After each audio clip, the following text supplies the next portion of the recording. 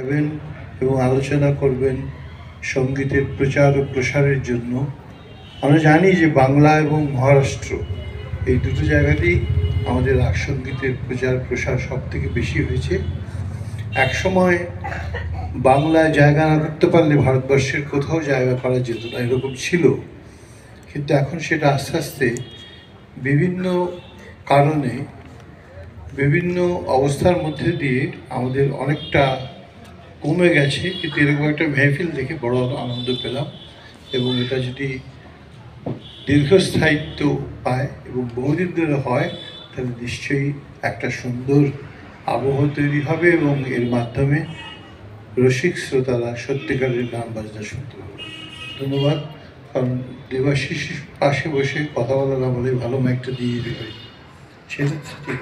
আমি মৃদু না প্রবল আপত্তি জানাচ্ছি দিদির কথা, যেটা আপনি বললেন না, যেখানে গান হয় সেখানে ঈশ্বর থাকেন, কথার যেখানে শেষ গানের সেখানে শুরু।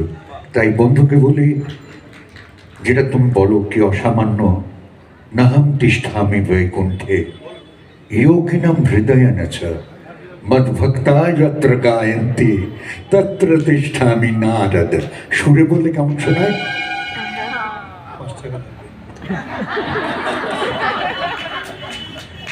পুরো না?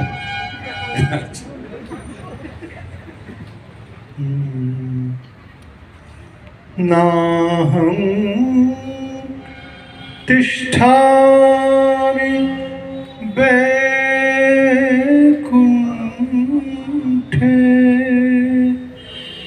যোগিনাং হৃদয়েন চ মদ্ভক্তা यत्र गायन्ति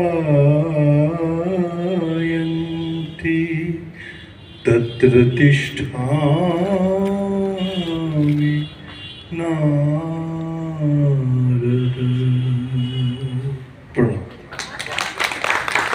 আচ্ছা, 5